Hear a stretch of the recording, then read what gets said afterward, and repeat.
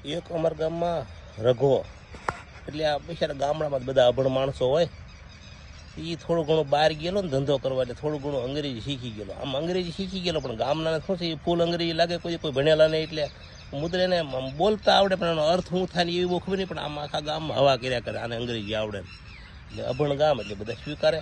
એમાં એક દી થયું એવું કે વિદેશથી ભૂરિયા આવ્યા એટલે એણે કીધું સિંહ જોવા છે એટલે કીધું ભાઈ પેલા જંગલમાં પ્રાણી સંગ્રહાલયમાં જોવું એ તો બાંધેલા હોય, છૂટા જોવાય ને તો બવાડા ને ઈંગોરાળા ને ખાલપર ને એ બાજુ કે છૂટા હોય હાવ કે એ ઓરિજિનલ સિંહ જોવાય ત્યાં જવું પડે. એ બિચારા ગોતતા ત્યાં ઈંગોરાળા આવ્યા તે બસ સ્ટેન્ડ આવીને આયુ ને એવું બધું અંગ્રેજી બોલે, કોઈને ખબર પડે નહીં. બધા કે ભારે કરી આને શું કામ છે, લાઈન જોવા આવ્યા ને આવું બધું બોલ્યા કરે.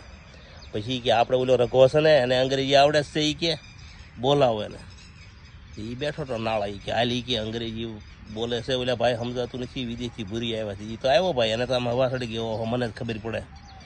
એ બધું હાલતું હતું ત્યાં આને મુદલ બોલતા આવડે, અર્થ શું થાય ખબર નહીં. ભૂરિયા પાસે ગયો અને મુદલ બોલાઈ ગયું છે અવળું કંઈક નોન છે ને એવું કંઈક બોલાઈ ગયું છે. ભૂરિયાએ 2 લાફા નાખ્યા ફેરવીને અને આવ્યો કાંઈ તોય પાછો તો વળતો નથી. તો શું કે ખબર એ કે કેમ એલા લાફા માર્યા? એ કે મને એમ કીધું કે એટલો બધો હોશિયાર છો તો ગામડે શું પડ્યો છો? એ કે તારી જેવાને તો કે અમેરિકા જરૂર હોય કે તારી જેવા હોશિયાર ગામડે રહી જાય એટલે એ કે માર્યો. એટલે તોય પાછા વળે ને આવા એ